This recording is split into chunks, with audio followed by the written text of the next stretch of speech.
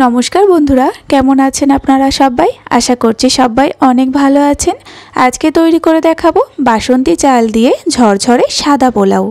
অন্য যে কোনো ভাবেই আপনারা পোলাও তৈরি করেছেন, তবে এই সাদা পোলাওটা তৈরি করা একদমই সহজ আর খেতে দারুণ টেস্ট হয়।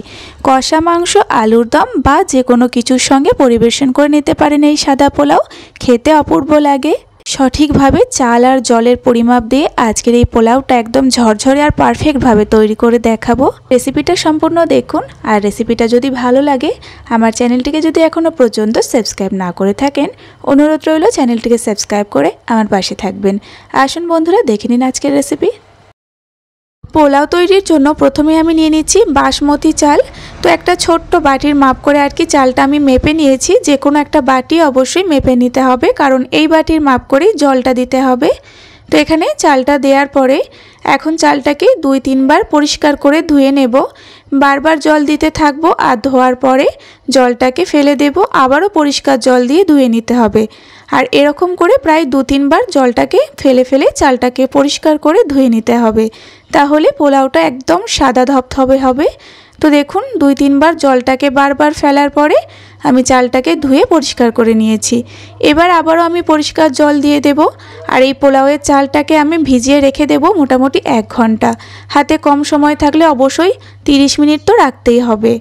চালটাকে 1 ঘন্টা মতো ভিজিয়ে নেওয়ার পরে এরকম একটা ছিদ্র জায়গায় চালটাকে ঢেলে নিয়েছি। তো এখান থেকে জলটা পুরোপুরিভাবে ঝরিয়ে নিতে হবে, কোনো রকম পাখার নিচে রেখে শোকানোর দরকার নেই। জলটাকে ভালোভাবে এভাবে ঝরিয়ে নিতে হবে।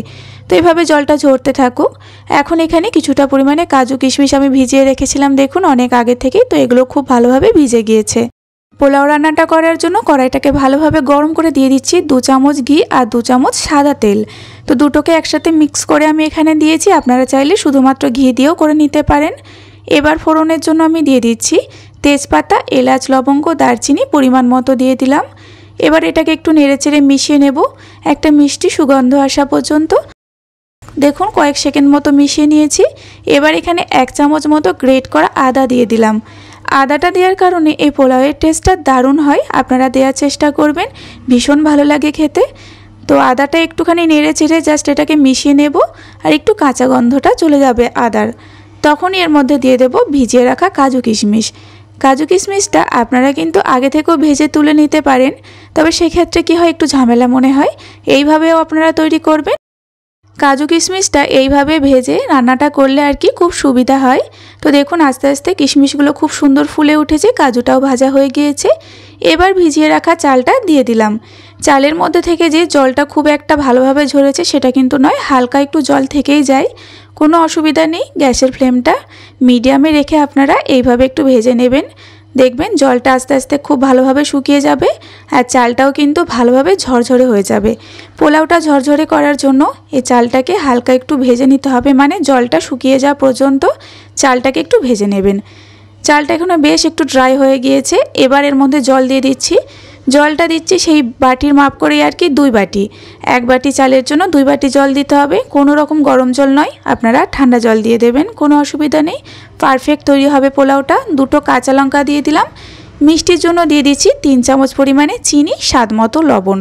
যেমনটা আর কি মিষ্টিটা পছন্দ করবেন সেরকম মিষ্টি দিয়ে দেবেন। আর এই পোলাওটা কিন্তু একটু মিষ্টি মিষ্টি খেতে বেশি ভালো লাগে। কাঁচা লঙ্কাগুলো একদমই চিড়ে দেবেন না, গোটা অবস্থাতে দিয়ে দেবেন। এবার খুব ভালোভাবে সব কিছু একসঙ্গে মিশিয়ে নেব, আর গ্যাসের ফ্লেমটা মিডিয়ামে রেখে প্রথমে এটাকে রান্না করে নেব 10 মিনিট মতো। অবশ্যই চাপা দিতে হবে। 10 মিনিট মতো মিডিয়াম ফ্লেমে রান্না করার পরে চাপাটা একটু খুলে নিলাম। দেখুন অনেকটা কিন্তু জলটা শুকিয়ে গিয়েছে, তবে চালটা কিন্তু 95% মতো হয়েছে, এখানে মোটামুটি হয়েই এসেছে, তবে অনেকটা পরিমাণে এখনও জল আছে। এবার গ্যাসের ফ্লেমটা একদম লো করে দেব, আর ফ্লেমটা লোতে রেখে আবারও 5 মিনিট মতো এটাকে চাপা দিয়ে রান্না করে নেব।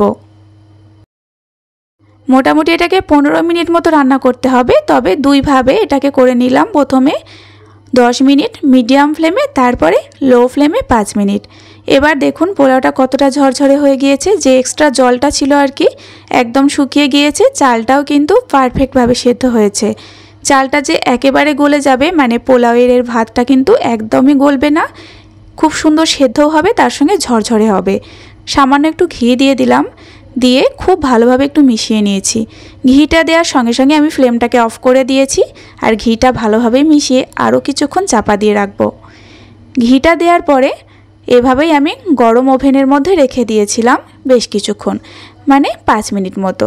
তারপরে দেখতে পাবেন একদম ঝরঝরে হয়ে গিয়েছে, কোনো রকম জল থাকবে না, একদম পারফেক্ট পোলাও যেটা বলে আর কি সেরকমই তৈরি হয়ে যাবে। আপনারা এইভাবে কিন্তু পোলাওটা অবশ্যই তৈরি করবেন, কোনো রকম ভাত ভেঙেও যাবে না বা কোনোভাবেই কিন্তু নরম হয়ে যাবে না, তার সঙ্গে একদম পারফেক্ট ঝরঝরে তৈরি হবে সাদা পোলাও। একটা প্লেটের মধ্যে এখন সার্ভ করে নিচ্ছি। তো বন্ধুরা দেখলেন কতটা সহজভাবে পারফেক্ট সাদা ঝরঝরে পোলাও তৈরি হয়ে গেল। এত ভালো লাগে খেতে, কষা মাংস, আলুর দম, পনির যে কোনো কিছুর সঙ্গে সার্ভ করে নিতে পারেন, ভীষণ সুস্বাদু হয়। বাসন্তী পোলাও তো তৈরি করেছেন, তবে সাদা পোলাওটা অবশ্যই বাড়িতে তৈরি করবেন, দেখতেও সুন্দর হয়, তার সঙ্গে খেতেও কিন্তু অপূর্ব হয়। তো বন্ধুরা আজকের এই সহজ পোলাওয়ের রেসিপি আপনাদের কেমন লেগেছে একটা লাইক অ্যান্ড কমেন্ট করে অবশ্যই জানাবেন। আর আমার চ্যানেলটিকে অবশ্যই সাবস্ক্রাইব করে নেবেন এরকম নিত্য নতুন রেসিপি পাওয়ার জন্য।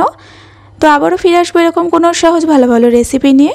ততক্ষণে আপনারা সকলে ভালো থাকবেন এবং সাবধানে থাকবেন।